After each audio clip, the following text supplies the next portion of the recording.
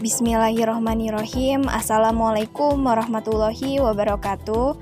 Halo teman-teman semua, kembali lagi dengan saya Nengrida Ramadhani dengan nomor induk mahasiswa 0142S1A0200058. Di sini saya akan membahas ruang lingkup stres, yaitu manajemen stres, dengan dosen pengampu Ibu Resya Farudisha MPD. Selamat menyaksikan.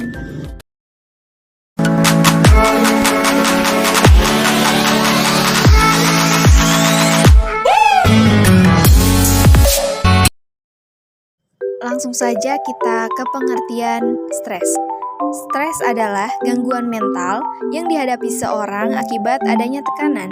Tekanan ini muncul karena adanya keinginan atau kebutuhan yang tidak terpenuhi.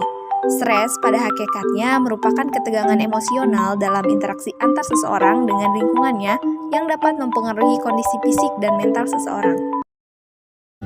Pengertian manajemen stres. Manajemen stres adalah kemampuan penggunaan sumber daya manusia secara efektif untuk mengatasi gangguan atau kekacauan mental dan emosional yang muncul karena tanggapan atau respon. Tujuan manajemen stres dalam organisasi. Yang pertama, mengantisipasi kemungkinan munculnya penyebab stres.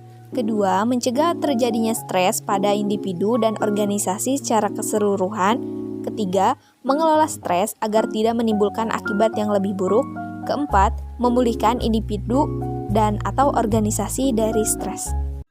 Stres bisa menampakkan dirinya dalam berbagai bentuk yang bersifat. Yang pertama ada fisiologis, seperti perubahan yang terjadi dalam metabolisme seseorang, gangguan pada cara bekerja jantung, pusing, dan gangguan pernapasan. Yang kedua, psikologis, seperti ketegangan, mudah tersinggung, bersikap penunda pekerjaan, kebosanan, dan ketidakpuasan dengan pekerjaannya. Yang ketiga, keperilakuan, seperti menurunnya produktivitas, tingkat kemangkiran yang tinggi, mencari pelarian dengan merokok lebih banyak dari biasanya, dan keinginan untuk pindah kerja. Selanjutnya, faktor timbulnya stres. Yang pertama, faktor lingkungan. Ketidakpastian lingkungan, baik internal maupun eksternal. Ketidakpastian lingkungan bisa menyangkut bidang ekonomi, politik, dan kekuasaan, dan faktor dampak perkembangan teknologi. Yang kedua, faktor organisasional. Faktor tuntutan tugas atau pekerjaan, peranan, hubungan interpersonal, struktur organisasi, serta kepemimpinan dan siklus kehidupan organisasi. Ketiga, faktor diri individu. Faktor dalam diri individu bisa berasal dari faktor masalah keluarga, masalah ekonomi, dan perbedaan individu seperti persepsi seseorang terhadap sesuatu. Selanjutnya, reaksi stres. Yang pertama, reaksi fisik atau reaksi yang mudah terlihat seperti sakit kepala, jantung deg-degan, hilang nafsu makan, tangan dingin, dan sebagainya.